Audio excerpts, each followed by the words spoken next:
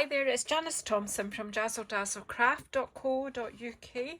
I'm an independent Stampin' Up demonstrator and I live and work in Scotland. Today I am filming my version of the fault line card. So I did a wee Stampin' Up gathering lately for some ladies, and we made this card, and so I thought I'd come on and share this. I used, of course, did I get everything out to share with you? What I used for the designer series paper that I've used for this is the Wildflower Birthday Speciality Designer Series paper, big long title. Let me pop that back in because I'll end up with a muddly mess again. So it's absolutely gorgeous. Do have a look online or in our catalogue. You can go to my shop at JazzleDazzle.stampinup.net if you want to have a look at all that we have for sale. So this technique is called the fault line technique. I think that might be obvious to you when you look at it. So I'm just going to make another one. It's actually really very easy. So I've got a card base and I wanted to have a border around it. So my normal card base, I've cut a normal card base, which is half a sheet of A4, scored in half and then cut in half. Or cut in half and scored in half, whichever way you want to look at it. And I've got some square, well, two that are the same here actually, of this, the paper. So basically, this shouldn't be a long video because I'm just come on to show you the technique. It's not hard once you start. So the hard thing for me is I haven't checked to see if I've got glue that works. This is non-directional, this because the flowers are facing in all sorts of directions. So, because my card is 10.5 wide, this is that's centimetres, is a 10 centimetre square. So this piece is actually going to go glue flat onto my card, basically like that.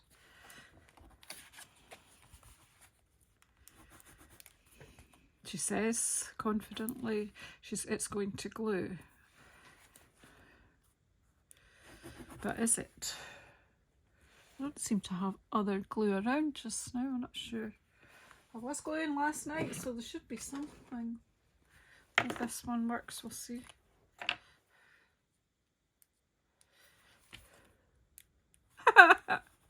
Second time lucky. And this one feels like it's not got much in it. Who knew? Okay, so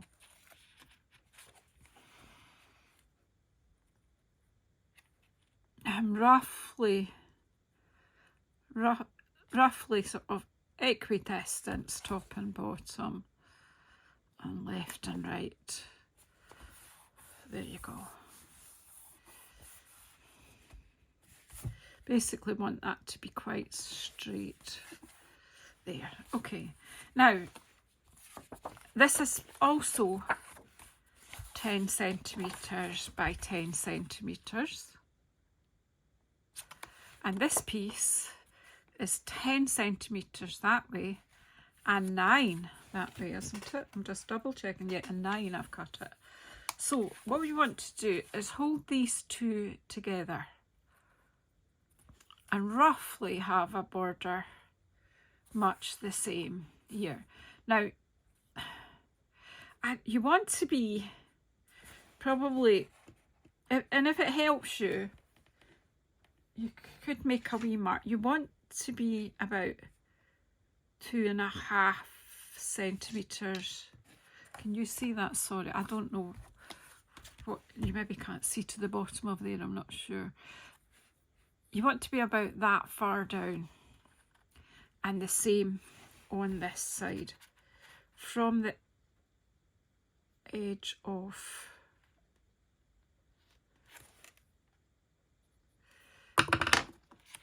so you 2.5 centimetres on the white. There. When I've done it by eye, but just to give you a general guide, I'm doing it that. Now you're going to just do very light pencil marks so that you can rub it off if needs be. So then you're just taking, and you're just tearing towards, whoops, you need to try and hold these. You could use paper clips or something to hold them together, but so basically you're just tearing towards that, roughly towards that other pencil mark. Yeah, and if you've got a rubber lying about, you might be able to rub your pencil mark. So, but if you've not, you won't. It appears. It's mine. I've been nobbled. It's all right. Let's not worry about things like that. Right. So what's going to happen now is you keep those together. Put the bottom ones over there. And then just take your top one, and on my card I want to put my sentiment there. So happy birthday would fit there, or make a wish. I'm just going to use make a wish. The dies for this set are fun as well. But the other one has happy birthday, so why don't I use make a wish just to show you. Obviously, you know, if you've got other sentiments you want to put there, put them there.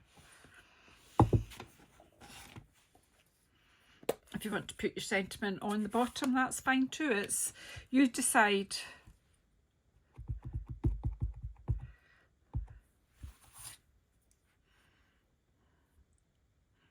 I'm just going to pop that. Make a wish. I've used blueberry bushel because there's some blueberry bushel in the paper there.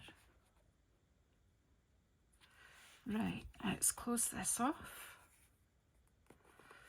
before I dip something in, get all inky. So what we want first is this piece, and I'm just going to ruffle up the edges. It's a fault line. You could ink it up, you can do all sorts to this, you could make it look much more vintage. You could rough it up with scissors, and then you can, you can really rough it.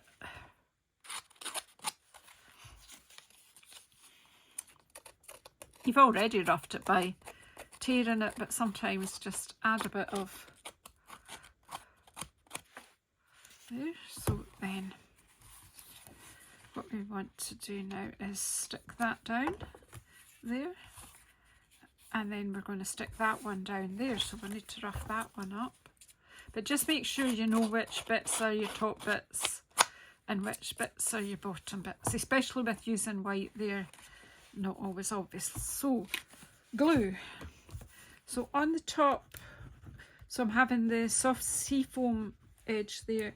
Now you don't need to put your glue right to the edge, because you might want to tuck some bits under there when you come to decorating. But basically what you want to do now is line that up with your bottom layer to give the border. So if you make sure all your straight lines are over each other, you will achieve that. Let's put that out the way. And then this top layer,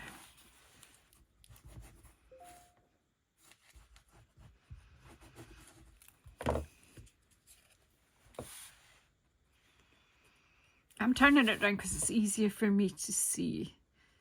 You're not filming, you should be able to get your head over the top of your project and just check your line. I use wet glue simply because it just gives you that moment or two to check that you're nicely lined up.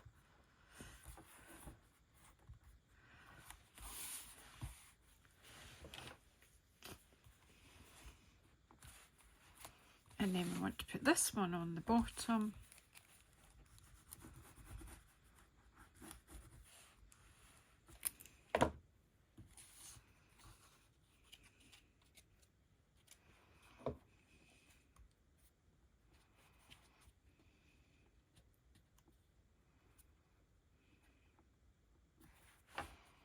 to get your lines nice and straight with the piece you've already laid down, she says.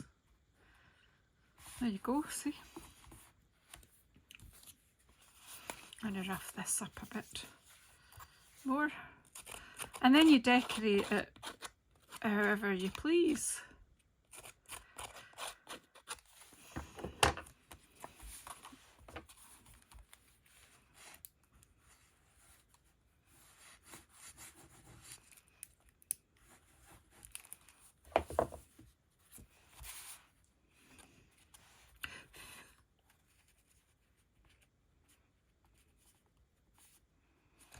You're just lining it up, and because this was a centimetre shorter, this white piece, that's how you get your border of the coloured one there.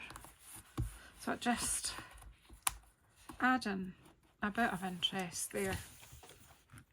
So I hope that demystifies this. And these bits come from the Designer Series paper pack as well. I was looking to see, you know, any sensible demonstrator. Oh yeah, I did have it, see? Did have it. So this pack of paper comes with 1, 2, 3, 4 normal double-sided sheets. Then this one is a double-sided, there's 2 of these, there's 2 of each of them, but there's 4 normal designs.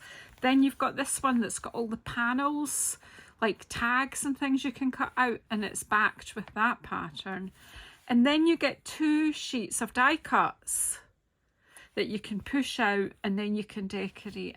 And that's where these 2 came from. So it just happens that I've got 2 of these left over. And basically, for me, I decided to put them on with dimensionals, and that was enough to finish off my card. But today, the day of filming, I finally received these beauties, little party dots, and they're part of this suite. So I'm thinking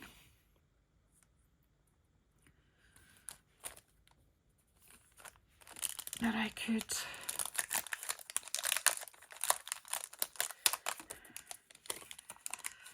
put 2 or 3 dots on there. Let's see. Can I get them out?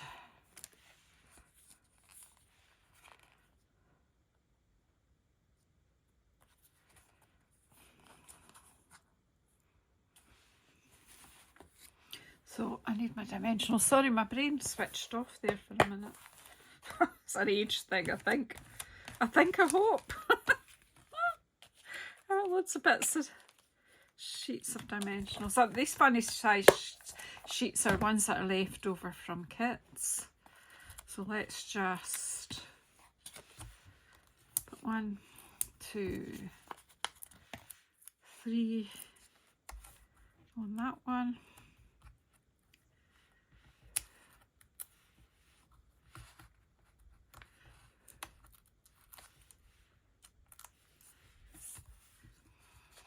I'll just pop the cake here, anywhere, it's just entirely up to you. And see, that could be tucked in under there or under the cake, or could go that way. You've got lots, you could use more than one. And I'm just going to quite simply put 1 dimensional on the balloon itself. And then it's just stuck on there. And then I'll get a couple of these.